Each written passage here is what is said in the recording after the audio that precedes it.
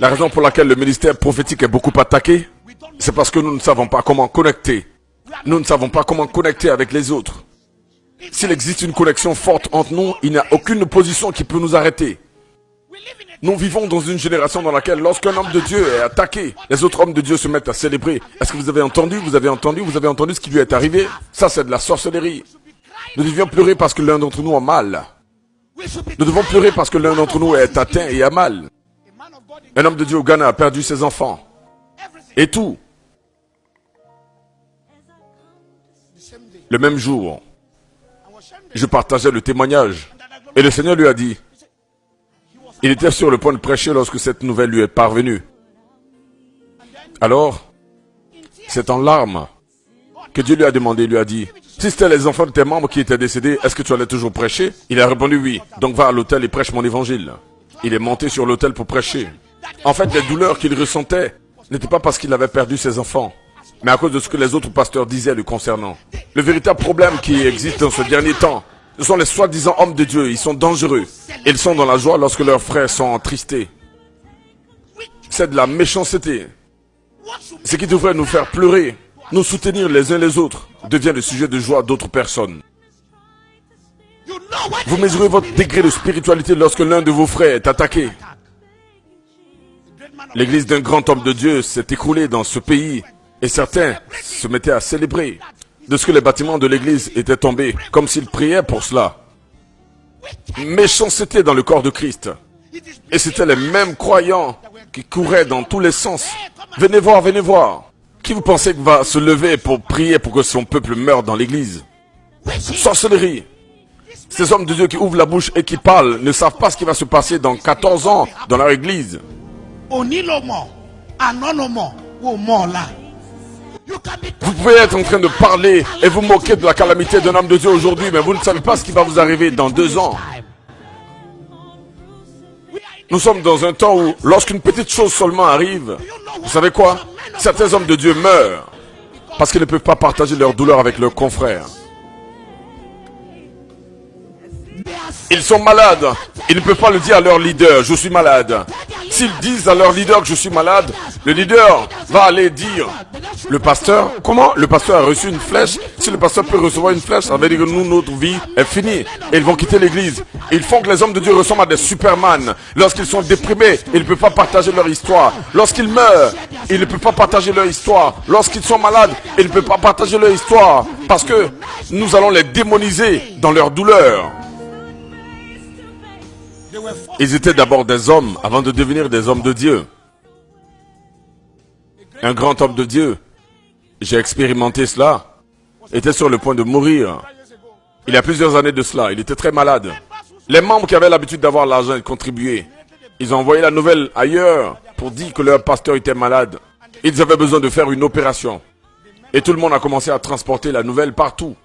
L'église qui était supposée grandir a commencé à réduire. De 2000 membres, ils sont devenus 300. Ça a augmenté la dépression. Ça a augmenté sa dépression. Il est venu un jour à l'hôtel en prétendant être normal, transgressant le rapport médical. Il s'est efforcé à rendre ministère tous les dimanches, et jusqu'à ce qu'il aille tomber dans son bureau. La femme m'a appelé, elle pleurait. « Oh, homme de Dieu, mon mari est en train de mourir. » Lorsque je suis allé le voir, il m'a dit, homme de Dieu, je ne veux pas que l'église sache, sinon les membres vont me laisser partir. Si vous connaissez vraiment le cœur de votre pasteur, lorsque l'église est en train de baisser en chiffres, il prêchera avec son cœur et tout ce qu'il dira transparaîtra dans son message. J'ai commencé à plaider avec lui. Il a dit que c'est pas parce que je suis malade que je ressens des douleurs. C'est parce que mes piliers, mes financiers m'ont abandonné dans ce défi. Pourquoi est-ce que les choses sont comme ceci? Priez pour les pasteurs. Plus de 95% des pasteurs souffrent de dépression interne et secrète. 95% des pasteurs ne peuvent pas partager leur douleur parce que personne ne semble s'intéresser à ces choses.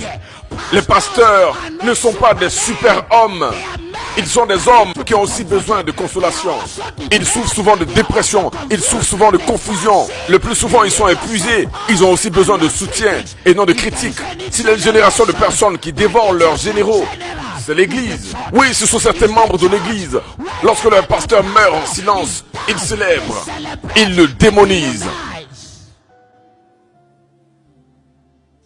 Priez pour les pasteurs. Un pasteur a perdu sa femme. Elle est morte de cancer.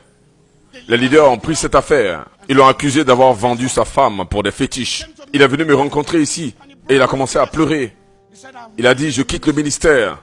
Je ne veux pas être un pasteur. Je veux vivre une vie normale. Si ce n'est pas parce que je suis né de nouveau, j'allais rétrograder. Mais je vais aller au ciel. Pasteur, prends mon église, s'il te plaît. Je lui ai dit, je prends pas ton église. Il a pleuré toutes les larmes de son corps. Il a dit, c'était la seule femme de ma vie que j'ai aimée comme jamais auparavant.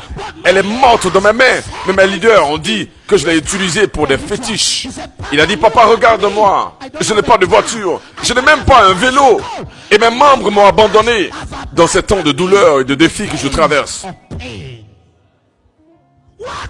Quel monde rempli de méchanceté. Dieu va juger l'église pour toutes les fois que vous avez fait pleurer les pasteurs. Dieu jugera les membres de l'église sur leurs attitudes désinvoltes et négligentes envers les généraux de Dieu. Il y a plusieurs pasteurs qui prêchent sur les chairs. Ils ont des problèmes. Pourtant, ils prêchent sur les chairs. Mais ils souffrent de diabète. Ils souffrent d'hypertension. Ils prêchent dans les églises mais sont affligés par plusieurs types de maladies. Juste pour rendre quelques-uns d'entre vous heureux. Priez pour les pasteurs. Ils ne sont pas des superman. Ils ont besoin de votre toucher d'amour. Jeûnez pour les pasteurs dans le monde entier. Ce sont aussi des êtres humains. Pasteurs, ne permettez à personne de vous faire vous rendre mal. Ne perdez pas votre vie à cause de quelqu'un qui n'a même pas les clés de l'enfer et du ciel dans leurs mains. S'ils ne croient pas en vous, laissez-les s'en aller. Mais quant à vous, accomplissez votre destinée. Restez en vie, accomplissez votre destinée. S'ils ont rejeté leur créateur, ils vont vous rejeter aussi en tant que créature.